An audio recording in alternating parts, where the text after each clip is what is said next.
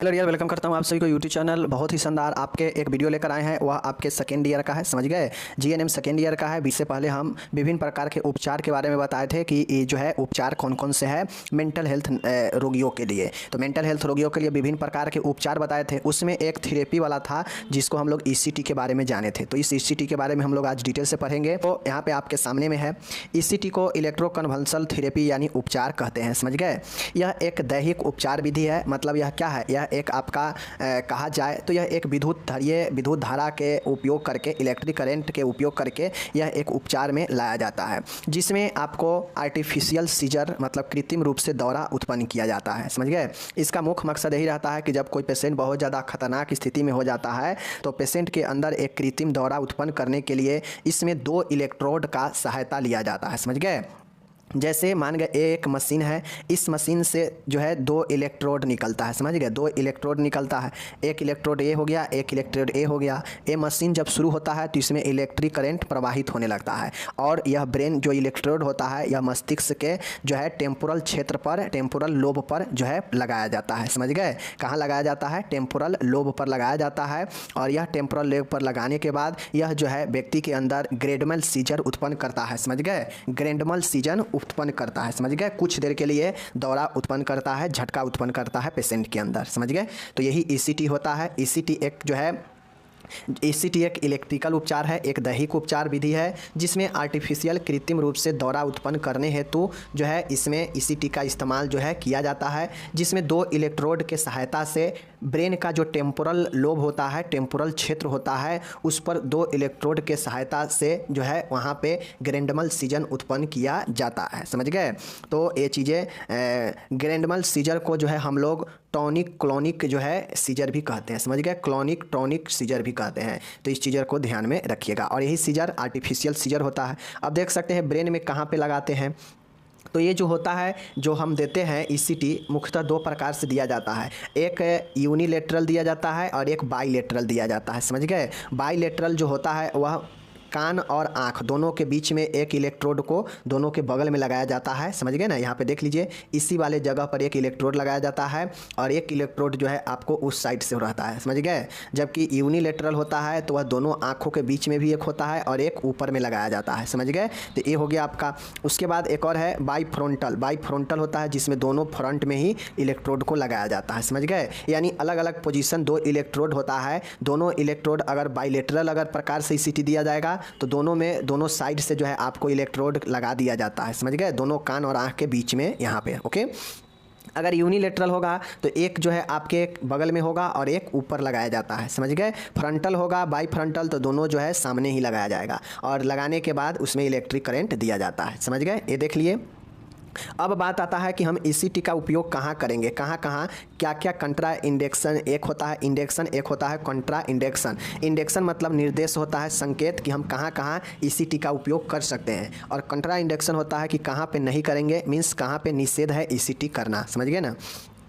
तो ईसीटी के प्रयोग हम कहाँ पे करेंगे? जैसे कोई पेशेंट उन्माद के है, समझ गए, मतलब मेनिया वाला पेशेंट है, समझ गए। भयानक पागलपन वाला पेशेंट है, उसमें करेंगे। दौरा अगर पड़ने लगेगा पेशेंट को, उसमें करेंगे। कोई जो है हिंसक प्रवृत्ति मतलब इमरजेंसी साइकेट्रिक के कंडीशन में बहुत ज़्यादा वायलेंस हो जाने पर इसका उपयोग करेंगे।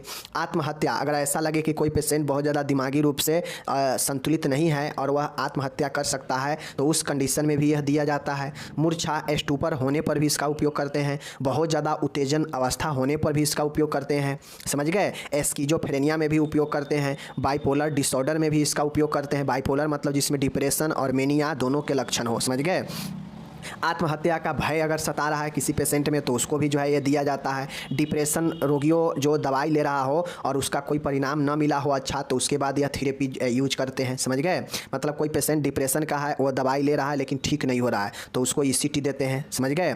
अब साध रोगी दवाई के विपरीत चिन्ह उपस्थित होने पर, अब कोई डिप्रेशन वाला रोगी है, वह दवाई ले रहा है डिप्रेशन का, लेकिन उसमें कोई साइड इफेक्ट आ गया है तो उस कंडीशन में भी जो है ये दिया जाता है।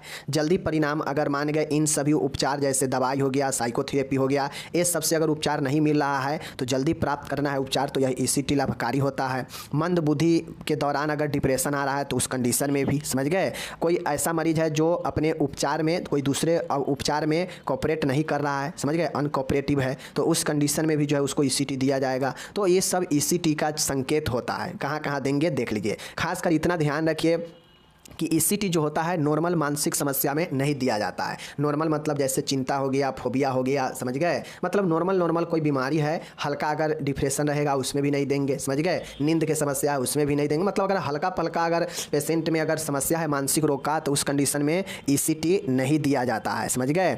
ईसीटी भयानक रूप लेने के बाद ही दिया जाता है, चाहे वो डिप्रेशन का हो, चाहे वो आपका मेनिया का हो, चाहे भयानक पागलपन का हो, या फिर भयानक रूप से दौरा पड़ना लगे, व्यक्ति बहुत ज़्यादा वायलेंस हो जाए, वह अपने और दूसरे को क्षति पहुंचाने पर उतारू हो जाए, इस कंडीशन में आत्महत्या का बहुत ज़्यादा व्यक्ति के अंदर डर आने लगे, उस कंडीशन में व्यक्ति के स्टूपर मूर्छा होने लगे, इस मतलब भयानक स्थिति में, मानसिक रोग के भयानक स्थिति होने पर ही ईसीटी का उपयोग किया जाता है, समझ गए।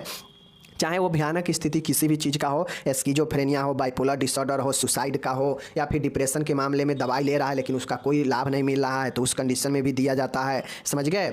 या वहाँ भी दिया जाएगा जहाँ पे कोई साइकोथेरेपी काम न कर रहा हो, वहाँ पे दिया जाएगा। कोई एंटीसाइकोटिक कोई दवाई ले रहा है वह काम नहीं कर रहा है तो उस कंडीशन में भी दिया जाएगा। तो ये सारे चीज़ जो है, या फिर ऐसा मरीज जो कोई अन्य उपचार जैसे साइकोथेरेपी हो गया या मेडिसिन वाला हो गया, इन सब उपचार में कोई जो है मदद नहीं कर रहा हो तो उस कंडीशन में उसको ईसीटी दिया जाता है। तो ये सब ईसीटी का संकेत हो गया जो कि आपको यहाँ पे बता दिया गया। ओके, अब बात आता है, ऊपर तो देख लिए कि कहाँ कहाँ किस किस कंडीशन में देंगे, संकेत देख लिए, लेकिन अब हमको यहाँ पे देखना है कंट्रा इंडिकेशन, मतलब कहाँ कहाँ अब वर्जित है ईसीटी देना। तो ईसीटी देने में जो वर्जित है, कुछ ऐसे लक्षण है जहाँ पे आप नहीं दे सकते हैं, समझ गए। जैसे किसी को अगर फ्रैक्चर है, अस्थि भंग है, उसमें नहीं देंगे। वृद्धावस्था में भी यह नहीं दिया जाता है। हाइपरटेंशन जिसको HTN बोलते हैं, इसमें भी नहीं देंगे।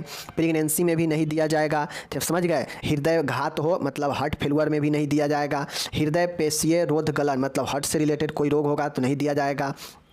दृष्टि पटल विच्छेदन, इसमें भी जो है नहीं दिया जाएगा, समझ गए। और साथ में कुछ और भी लक्षण है, रक्त वाहिनी अगर देने पर फूल जाता हो वैसे पेशेंट को नहीं दिया जाएगा। जिसमें ICP लेवल बढ़ा रहता हो उसको भी नहीं दिया जाएगा, समझ गए। किसी को अगर ट्यूमर वगैरह हो तो उसको भी नहीं दिया जाएगा। तो इन सारे कंडीशन में ईसीटी विपरीत संकेत होता है, चाहे फ्रैक्चर हो, वृद्धावस्था हो, हाइपरटेंशन हो, प्रेगनेंसी हो, हार्ट फेलुअर हो, समझ गए, दृष्टि पटल में कोई प्रॉब्लम हुआ हो, समझ गए, या फिर ब्लड वेसल्स अगर फूला हो, समझ गए, ICP लेवल बढ़ा हो, कोई ट्यूमर बना हो, तो इस कंडीशन में ईसीटी निषेध होता है, नहीं दिया जाना चाहिए। तो आप लोग निषेध देख लिए, संकेत देख लिए। अब चलिए हम लोग देखेंगे कि ईसीटी देने की क्या प्रक्रिया है, कैसे देते हैं, समझ गए। चलिए, ईसीटी देने के कुछ प्रक्रिया में पहला है औषधि के आधार पर। औषधि जो है आपको देने की जो प्रक्रिया है, उसमें जो प्रक्रिया है, एक होता है प्रत्यक्ष रूप से दिया जाता है और एक होता है अप्रत्यक्ष रूप से दिया जाता है। ईसीटी देने के जो प्रक्रिया है उसमें डायरेक्ट भी दिया जाता है और इनडायरेक्ट रूप से भी दिया जाता है। डायरेक्ट का मतलब क्या होता है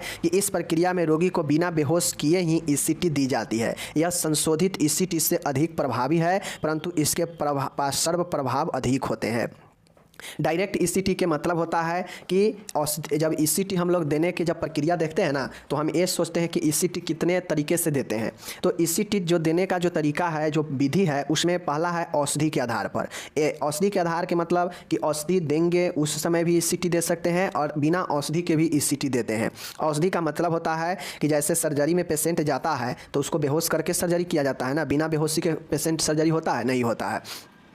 थोड़ा माइनर सा अगर करना हो तो उसके लिए होता है, लेकिन अगर थोड़ा सा मेजर से लेकर अगर बहुत ज़्यादा बड़ा करना हो सर्जरी तो बिना जो है आपको बेहोशी किए हुए नहीं किया जाता है। तो उसी प्रकार से ईसीटी में दो प्रकार से किया जाता है। एक डायरेक्ट कर दिया जाता है बिना बेहोश किए पेशेंट को, उसमें कोई दवाई का उपयोग नहीं होता है, बिना बेहोश किए ही ईसीटी दे दिया जाता है। और ये जो होता है, यह जो इसका तो ईसीटी का प्रभाव तो अधिक रहता है, ज़्यादा इसका इफेक्ट मिलता है, लेकिन इसका साइड इफेक्ट भी बहुत होता है, समझ गए। इफेक्ट अच्छा मिलता है तो इसका साइड इफेक्ट भी ज़्यादा होता है, क्योंकि बिना बेहोश के पेशेंट को आप ईसीटी दीजिएगा, बिना बेहोशी किए हुए उसके ब्रेन में करंट का प्रवाह होगा तो उसको साइड इफेक्ट तो होगा ही, लेकिन उसका प्रभाव भी ज़्यादा अच्छा रहता है। तो डायरेक्ट ईसीटी हो गया। दूसरा है यहाँ पे अप्रत्यक्ष ईसीटी। ईसीटी दो प्रकार से जो औषधि में दिया जाना है, इनडायरेक्ट है। इनडायरेक्ट में ईसीटी से पूर्व रोगी को जो है मांसपेशी शिथिलन या फिर बेहोशी के लिए दवाई दी जाती है। मांसपेशी शिथिलन का मतलब है कि एंटी एस्पाज्मोटिक दवाई दिया जाता है, समझ गए। यह एस्पाज्मोटिक दवाई क्या करता है कि मसल्स को शिथिल कर देता है, समझ गए। और पेशेंट को बेहोश का भी दवाई दिया जाता है, और जिसके बाद पेशेंट को जो है मॉडिफाई ईसीटी, इसी को कहते हैं, जिसमें दवाई का उपयोग करके फिर पेशेंट को बेहोश करके दिया जाता है। इसे मॉडिफाई भी कहा जाता है, लेकिन इसका साइड इफ़ेक्ट तो कम होता है, लेकिन यह असर कम करता है, धीरे धीरे करता है, समझ गए। इसीलिए यहाँ पे मॉडिफाई को जो है, मॉडिफाई से ज़्यादा प्रभावी जो है डायरेक्ट वाला होता है, इनडायरेक्ट वाला कम प्रभावी होता है, लेकिन इसमें साइड इफ़ेक्ट ज़्यादा होता है, इसमें साइड इफ़ेक्ट न के बराबर होता है। ओके, तो आप दवाई के आधार पर देख लिए। अब दूसरा जो देने की प्रक्रिया है वह इलेक्ट्रोड के स्थिति के आधार पर। अब जो हम लोग ईसीटी देने के जो प्रक्रिया है दवाई के आधार पर तो देख लिए, औषधि के आधार पर कि बिना दवाई के अगर सीधा दे देंगे, डायरेक्ट दे देंगे तो वह डायरेक्ट ईसीटी, और दवाई देकर बेहोश करके अगर ईसीटी देंगे तो वह इनडायरेक्ट हो जाएगा, समझ गए, दोनों समझ गए। अब यहाँ पर एक चीज़ें आता है कि इलेक्ट्रोड के कहाँ कहाँ इलेक्ट्रोड देंगे। मेन यही होता है, मेन यही जो है आपका, समझ गए। मेन जो है यही दो प्रकार से दिया जाता है ईसीटी, जो आपके इलेक्ट्रोड के पोजीशन के आधार पर होता है। ऊपर में बता दिए कि अगर दोनों साइड में होगा तो बाईलेटरल, यूनिलेटरल मतलब एक होगा आपके साइड में और एक होता है ब्रेन पर, तो यूनिलेटरल, और बाईफ्रंटल होता है जो दोनों सामने होता है, समझ गए। ऊपर देखें फिगर में, यूनिलेटरल यही होता है, समझ गए। यूनिलेटरल के मतलब होता है कि इसका प्रयोग तुलनात्मक रूप से कम किया जाता है। यूनिलेटरल का प्रयोग तुलनात्मक रूप से कम किया जाता है, लेकिन यह अधिक सुरक्षित होता है। फिर से कंडीशन है, देख लीजिए। यूनिलेटरल जो होता है इसका उपयोग कम किया जाता है, लेकिन यह ज़्यादा जो है सिक्योर होता है पेशेंट के लिए, समझ गए। इसमें एक इलेक्ट्रोड को नॉन डोमिनेंट साइड के टेम्पोरल क्षेत्र पर रखा जाता है तथा दूसरे इलेक्ट्रोड को मस्तिष्क के मध्य रेखा के पास नॉन डोमिनेंट साइड पर रखा जाता है। अर्थात दाएं हाथ से काम करने वाले व्यक्ति के मस्तिष्क के बाईं ओर इलेक्ट्रोड रखा जाता है। मानिए ऊपर में जो आप फिगर देखें ना, यूनिलेटरल वही है कि एक बगल में दोनों कान और आँख के बीच में एक होगा नॉन डोमिनेंट साइड पर, और एक होगा मस्तिष्क के बीच में मध्य रेखा पर। तो यही जो है आपका क्या हो जाएगा, यही आपका यूनिलेटरल हो जाएगा। अब यह साइड में हम कैसे करेंगे कि ये साइड में देंगे, तो जो पेशेंट अगर दाहिने हाथ का है तो उसको बाएं साइड के बगल में एक इलेक्ट्रोड रखेंगे, अब बाकी ये तो बीच में रहेगा ही ब्रेन के, तो यह यूनिलेटरल हो जाएगा। अगर कोई बायां हाथ से काम करने वाला रहा होगा पेशेंट तो उसको दाहिने साइड के बगल में लगाएंगे, ये चीज़ें हैं, समझ गए। यह यूनिलेटरल होता है। यूनिलेटरल ज़्यादा सेफ है पेशेंट के लिए, लेकिन इसका उपयोग कम किया जाता है। ओके, अब आता है यहाँ पे बाईलेटरल। बाईलेटरल वही है कि यह ईसीटी सर्वाधिक उपयोग में लाया जाता है, क्योंकि यूनिलेटरल कम लाया जाता है। इस विधि में इलेक्ट्रोड को मस्तिष्क के दोनों तरफ के टेम्पोरल क्षेत्र के आँख और कान के बीच में लेटरल कैंथस होता है, लेटरल, समझ गए ना। लेटरल कैंथस से उसी तरफ के कान के मध्य खींची गई रेखा पर 1 से 1.5 इंची के दूरी पर स्थित बिंदु पर रखा जाता है, समझ गए। जैसे इधर कान है बगल से और इधर आगे हमारा आँख रहता है, तो कान और आँख आगे है, इस दोनों के बीच में जगह होता है ना, तो इसी बीच में एक इलेक्ट्रोड को जो है शिफ्ट किया जाता है, और फिर जो है दूसरे साइड में भी जो है इलेक्ट्रोड को उसी प्रकार से लगाया जाता है। क्यों? क्योंकि बाईलेटरल में दोनों साइड से ही कान और आँख के बीच में ही लगाया जाता है, समझ गए, 1 से 1.5 इंची के दूरी पर।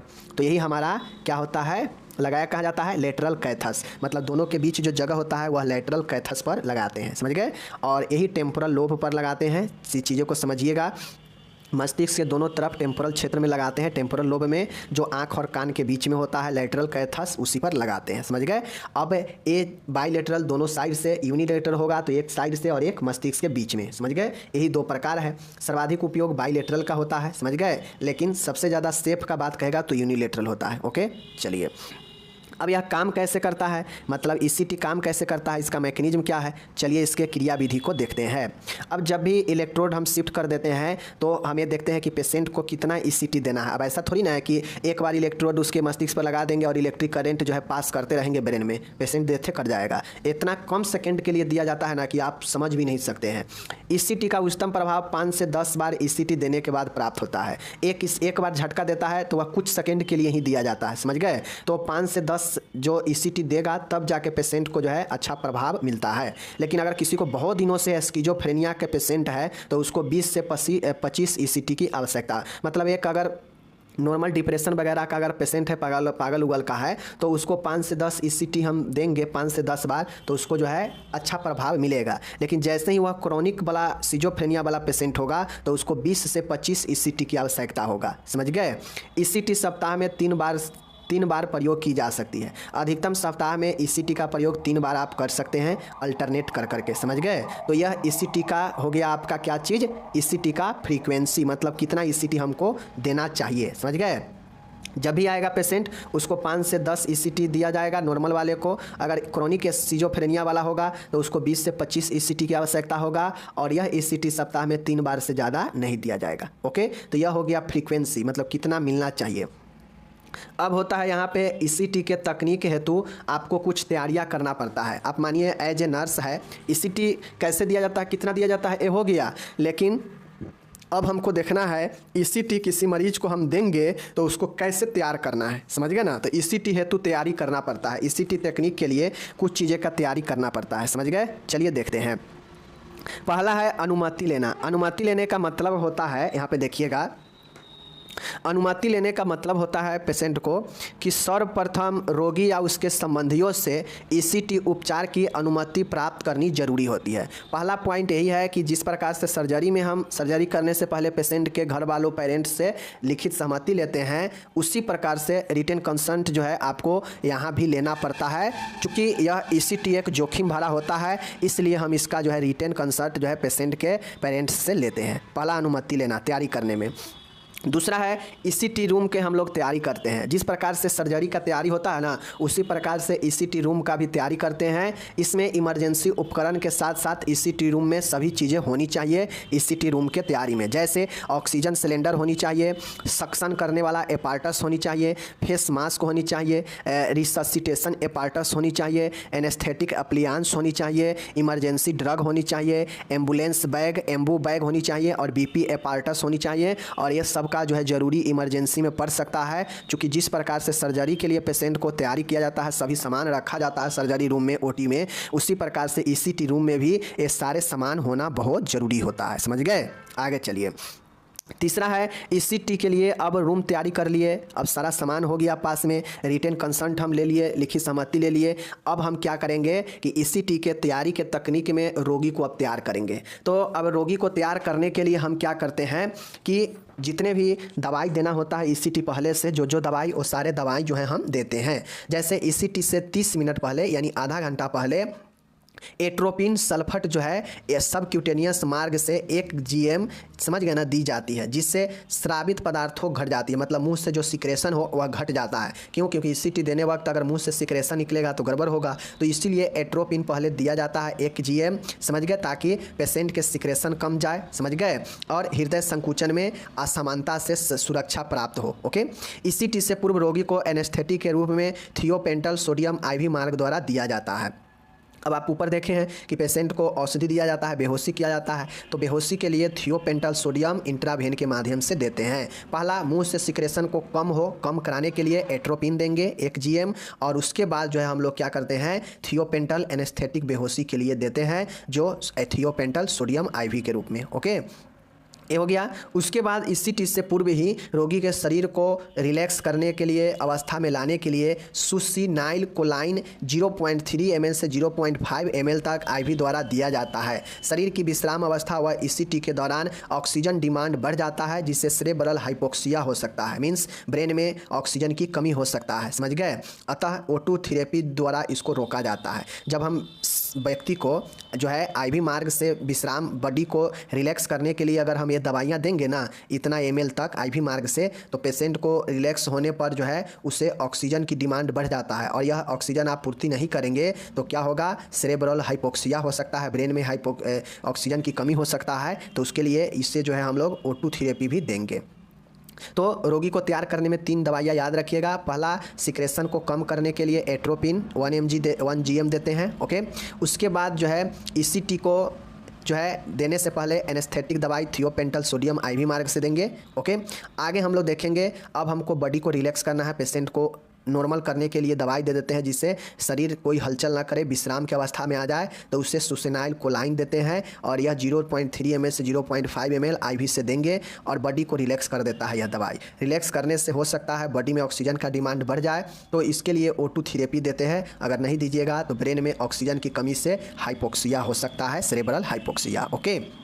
चलिए, तो ये हो गया रोगी के तैयार करना। अब रोगी को यहाँ पे देख लीजिए, रोगी को आरामदायक स्थिति देनी चाहिए, समझ गए। अब यहाँ पे देख लीजिए, रोगी को चपटे बिस्तर पर स्पाइन पोजीशन में लिटाया जाना चाहिए। ऑब्जेक्टिव में आपसे पूछता है कि रोगी को किस प्रकार के जो है ईसीटी देने में पोजीशन देते हैं, तो सुपाइन पोजीशन, जिसमें चित्त जो है पीठ के साइड से लिटा देते हैं, समझ गए।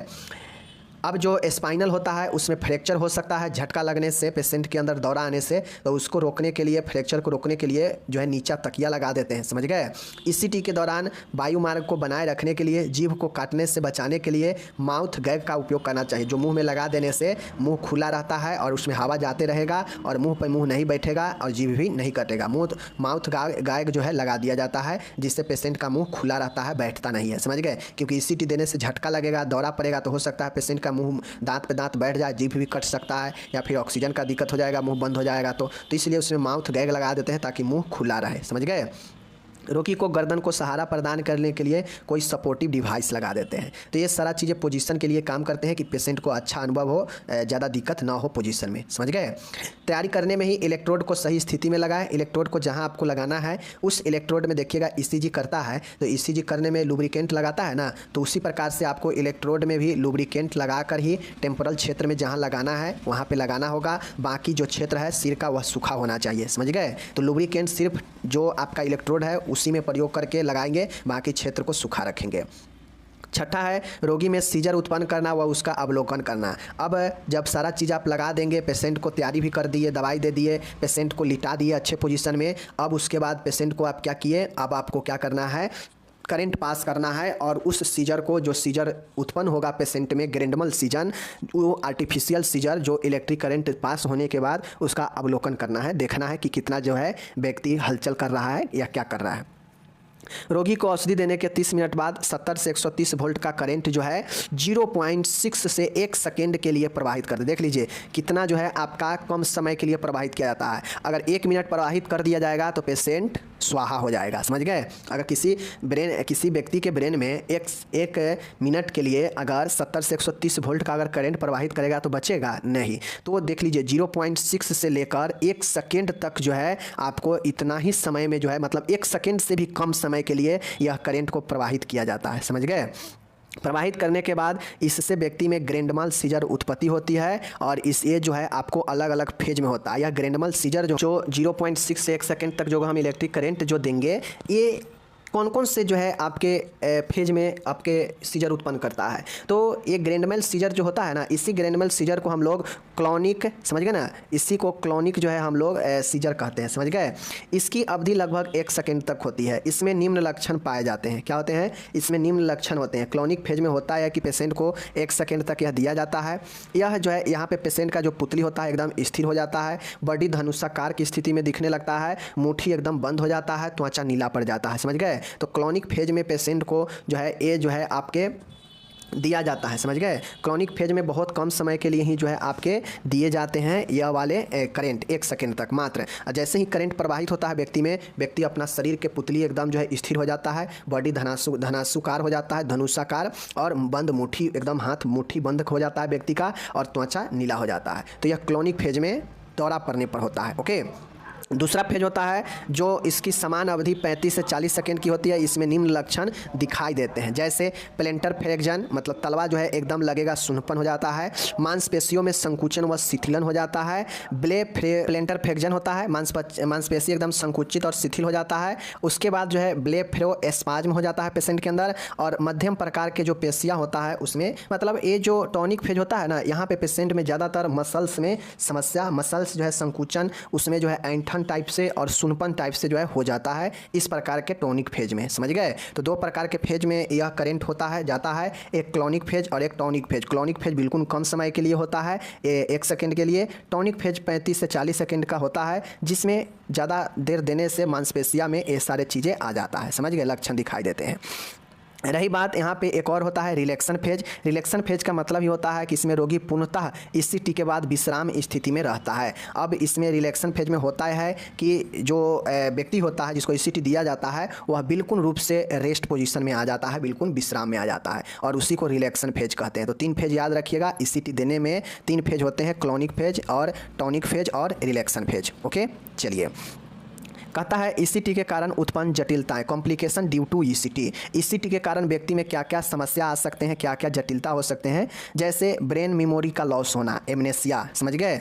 उसके बाद भ्रम, कन्फ्यूजन आ सकता है व्यक्ति में ईसीटी देने के बाद। हेडेक, सर दर्द हो सकता है, व्यक्ति जीभ काट सकता है अपने आप को, दिल का दौरा पड़ सकता है, कार्डियक अरेस्ट, अस्थियों में टूटन महसूस हो सकता है, ज्वाइंट में टूटन महसूस हो सकता है, और मुंह सूखना, उल्टी होना, अत्यधिक पसीना आना, श्वसन में कठिनाई आना, मल मूत्र त्यागना, एकाग्रता में घटना, मतलब कंसंट्रेशन जो है घट जाएगा। तो यह सब नॉर्मली ईसीटी के जटिलता, साइड इफेक्ट होते हैं जो ईसीटी देखने के बाद मिलते हैं। तो ये सारे चीज़ को आप लोग यहाँ पे लिख लीजिएगा। ओके, आपसे पूछेगा जटिलता बताएं ईसीटी का, ईसीटी देने की प्रक्रिया बताएं, ईसीटी का क्या जो है आप कहाँ देना चाहिए, कहाँ नहीं देना चाहिए, टोटल पूछेगा तो आप लिख दीजिएगा। यहाँ पे इंग्लिश सब शुरू है, ईसीटी समाप्त होता है। अब ईसीटी का नर्सिंग देखभाल वह अगले वीडियो में बताएंगे, वह भी प्रश्न अच्छा है। जिस प्रकार से सर्जरी के बाद, सर्जरी के दौरान और सर्जरी से पहले देखभाल करते हैं, उसी प्रकार से ईसीटी में नर्स का भूमिका होता है, जिसको आप चाहे तो खुद से भी लिख सकते हो, बट मैं जरूर पढ़ाऊंगा क्योंकि पढ़ाना जरूरी है। दोनों क्वेश्चन बहुत महत्वपूर्ण है। ओके, हम आपसे विदा लेते हैं, आप अपना ख्याल रखिए।